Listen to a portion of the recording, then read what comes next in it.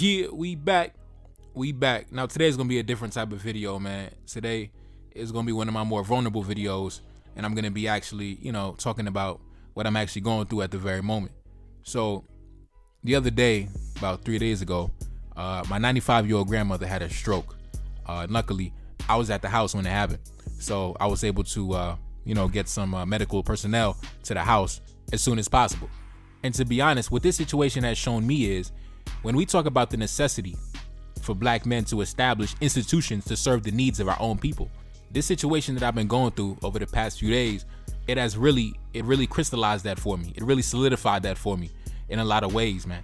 We outsource everything when it comes to our education, our medical assistance, our food, our water, even our clothes, the cars we drive, the cell phones that we use. We outsource everything. And we place blind confidence in other groups, and we just assume that they know what they're doing, right? We assume, a lot of us have an inferiority complex, that we believe that, man, them other groups know what they're doing, so listen, we're gonna take their word for it, right? And it's because of that mentality. I almost lost my grandmother the other day, right? That mentality almost killed my grandmother. That mentality almost killed me back in 2017, right? Now, before I get into my grandmother, I'm gonna talk about what happened to me back in 2017. Now, back in 2017, I was around 21 years old, 22 years old, right? And by some stroke of unluckiness, I came down with a pulmonary embolism. A pulmonary embolism is when a blood clot gets lodged in one of your pulmonary arteries. And due to this blood clot or this blockage, oxygenated blood cannot get to the lungs. And once the oxygen cannot get to the lungs, and the cells begin to die, and there's an oxygen shortage, right? Your vital organs begin to get damaged, like your heart and your brain. Pressure begins to build up on the heart, and you go into rapid decline, and then you end up in the realm of the ancestors very quickly, right? So back in 2017, at the young age of 22 years old, I came down with a pulmonary embolism, right? And I didn't know what was going on, man. I remember I was at the beach, right? Chilling at the beach, not knowing what was happening, right? I'm thinking this is something that, if I go to sleep, I'll wake up in the morning and I'll be fine. So a couple of days go by, man, shit gets worse, it gets worse, it gets worse. So I believe on the third day or something like that, I end up calling my mother, and I told her, man, let's go to the ER. Let's see what's happening. Let's see what's going on, man, because I don't know what's going on. I get to the ER, right? Obviously, I'm in shape. I used to be an athlete back in high school, so I'm not obese or nothing. I'm in shape. I look good for my age at the time. So the lady who was examining me, she thinks that, he probably just pulled a muscle or something. He probably was in the gym, pulled a muscle. That's all that is, right? That's all that is. Luckily, due to the fact that my parents are medical professionals, they weren't buying that nonsense, right? They weren't buying that bullshit that white woman was trying to sell. Oh, he just pulled a muscle. He'll be fine. We'll send him home with some ibuprofen, right? So my mom was like, nah, fuck that. Run the test. Run the test, stupid bitch. Run the test. So we run a test. We find out I got multiple blood clots in my lungs. And, by the grace of God, got me a prescription for Xarelto, a blood thinner. And, I'm still here. Nefakari Desaline in the building. I'm still in the land of the living. Shout out to my mother for telling that white woman run the goddamn test. Now, fast forward to the other day with my grandmother. I remember being on the call with the 911 dispatcher, and I said, I have my grandmother here. She's 95 years old, and she's unresponsive, right? We're trying to get her up. We don't know what's happening, right? We need ambulance here ASAP. So the police come. Now the police, who they send? They send a bunch of white boys and shit like that, a bunch of frat bros into my house. Now I got a bunch of frat bros in my goddamn house. What the fuck is some frat bros doing in my fucking house? Now I'm upset because they asking me stupid ass questions. Oh, what type of medication is she on? Oh, let's make her drink some juice and shit like that. Man, stop asking me these stupid ass questions. The woman is unresponsive. She's fucking dying. Stop asking me these stupid questions. I'm not trying to talk to you fucking frat bros. You know what I mean? So of course, that was the longest 10-15 minutes of my life waiting for the ambulance to arrive, right? So she goes to the ER. They send her home. They say, oh, she ain't got nothing. It's all good. She just got a UTI. She just got a urinary tract infection. We gonna send her home with a prescription for some antibiotics, and she'll be fine. Let's get her on some antibiotics, and she'll be straight. She'll be straight. You know what I'm saying? The good white man. Oh, she'll be straight. Let's get her on some antibiotics. The same thing they tried to say with me. Oh, he's fine. He just pulled a muscle. Let's get him some ibuprofen. Oh, he'll be fine. Man, listen, man. Thank God my family is in the medical field, and we have knowledge of the human anatomy.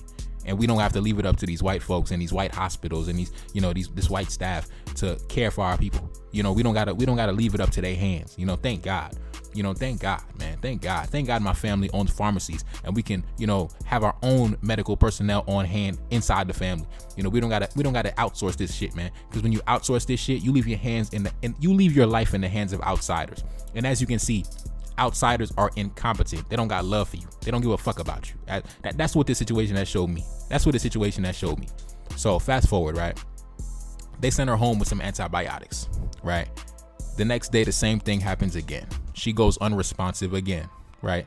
So they got to send her back to the ER again. They send her back home again with some antibiotics. Say, oh, maybe the strength we prescribed, it wasn't as powerful. Maybe we need to get her in to hook her up to some IVs so we can get the antibiotics directly into the bloodstream, right? Listen, this whole time I'm thinking they ran all the tests. They said, oh, everything is all good. The vital signs is all good. They send her back home again with some antibiotics. On the third day, she goes unresponsive again, right?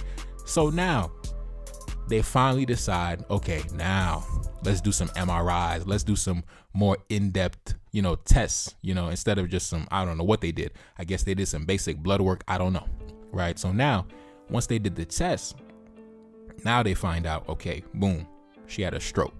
And the reason why she kept going unresponsive was because the stroke occurred in the part of the brain that controls the sleep-wake cycle, that controls the circadian rhythm, right?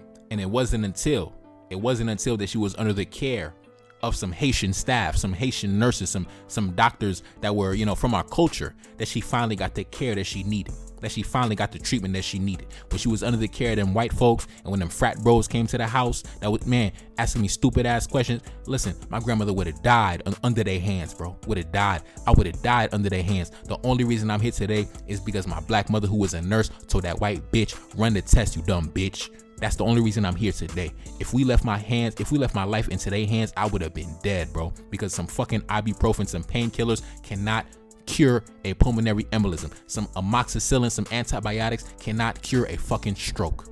And it wasn't until that we was under the care of our own people that my grandmother finally got the treatment that she needed. And she's recovering right now. And that showed me, man, listen, bro, it's not a game. It's not a game. When we talk about the necessity for black men to establish institutions to educate our own people, because when we outsource our education, we can see that we are not taught the exact information and knowledge that we are supposed to have as people, as a collective of people. When we outsource our lives, our health, our medical treatment into the hands of outsiders, man, listen, they gonna prescribe you some fucking Tylenol for a fucking heart attack, bro, and you gonna die, nigga. You gonna fucking die, and I know how the fuck you died, bro. I'm telling you, bro. I'm lucky that both my parents are medical professionals, business owners, and I don't got to leave my life in the hands of outsiders. I can always get a second opinion, a reliable opinion, right? But think of all of our people who didn't get the proper treatment they needed. Think of all the black women that went into the hospital when they were pregnant and they died because they complained and the fucking doctors didn't do what they were supposed to do, didn't run the test they were supposed to run. Think about how many of our women died. Think about how many of our elders died in these hospitals, bro, that weren't supposed to die. I'm telling you, bro. And that just showed me we have to be the ones that look after our people. We can't count on these people to look after our people, man. We can't count on these people to educate our people, bro. We can't count on these people to feed our own people, bro. We can't count on these people to employ our own people, bro. We have to do for self. We have to do it ourselves. I'm telling you, bro. I never felt so vulnerable in my life. My grandmother dying. I called 911 and a bunch of frat bros pull up to the crib, bro. A bunch of frat bros hop out the cop cars talking about, man, listen, bro. The last people I'm trying to see is some fucking white boys pulling up to my fucking house when my black grandmother is dying, bro. That's the last people I'm trying to see. Some fucking frat bros. Probably some low-key Trump supporters pulling up to the house. That's the last people I wanted to see, bro. Imagine my grandmother would have died and the last thing she would have seen is some fucking frat bros. Some fucking, yo, bro. Some Trump supporter looking dudes. Man, listen, man. That shit ain't cool, bro. That shit ain't cool. Black men, we have to do for self. We have to establish institutions for our own people. We have to care for our own people, man. We can't leave things in the hands of these people, bro. We gonna die. Literally. But literally, man. Anyways, man. That's what I'm going through right now, brothers. That's what I'm going through right now. These folks let my grandmother linger with a stroke for 3 days, bro. 3 days straight. 3 days straight. Sent her back home 3 days in a row with a fucking stroke with some antibiotics, man. Man, listen, bro. It's only by the grace of the ancestors that my grandmother is still here today. But I'm telling you, after 3 days with a stroke, the damage, I can see the damage, bro. I can see. You know, she's confused. She's not talking clearly. She's not talking coherent. I don't have my grandmother anymore, man. She's physically here. She's physically still here, but mentally she's not still here, man.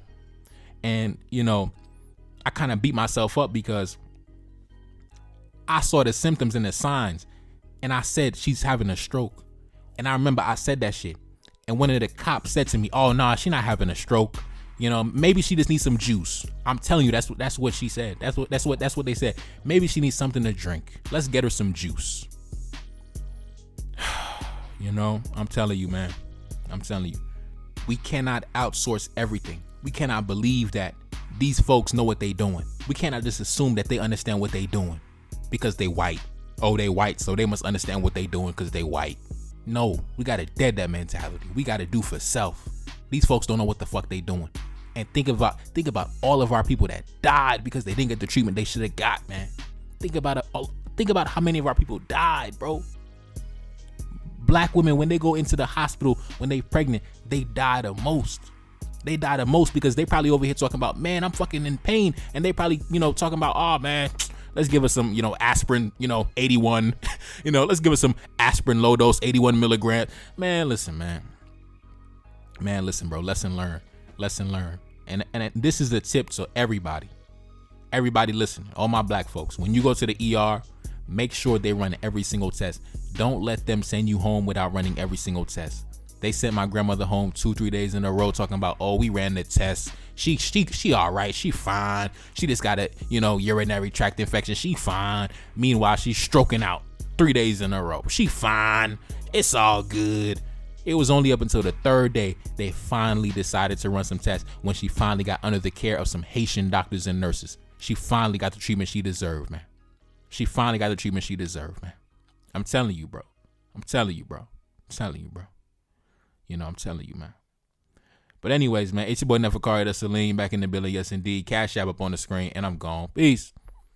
Reincarnated, I'm back in original fashion. I left on a horse and came back in the ass, and I left with abundance and came back to famine. We used to be pyramids, now we be rapping. Look how the mighty have fallen. Used to be running, now we be walking. When you be cooning, that's when they applauded. Selling your soul, your sons and your daughter. Gotta come up in this shit, they stuck in the mix. Really, my heart it be breaking. That's why I'm stacking that paper and handle my business. Pass it down in generation. Talking about money and power and building a nation. That's a deadly combination. Never be watching the TV, they pushing agendas, falsifying information. Know they got malice intentions. Step in the room and I'm feeling the tension. Enemy watching me, blocking my vision. Pay for the check cause I need my redemption. Building my kingdom, I need it protected. Ready for war like a young Money Congo. Never decided the team is the motto. Up in the crib and I'm whipping up waffles. Up in the crib and I'm smoking gelato. I'm chilling, I'm taking my pain and make it ambition. I'm blessed by the gods, but I ain't religious. I came for the power, they came for the bitch. They making no hourly wage, I got business. This shit is an art and they can never be taught. Selling my soul, I can never be bought. Play with my money, I see you in court. Run to the check and I do it for sport.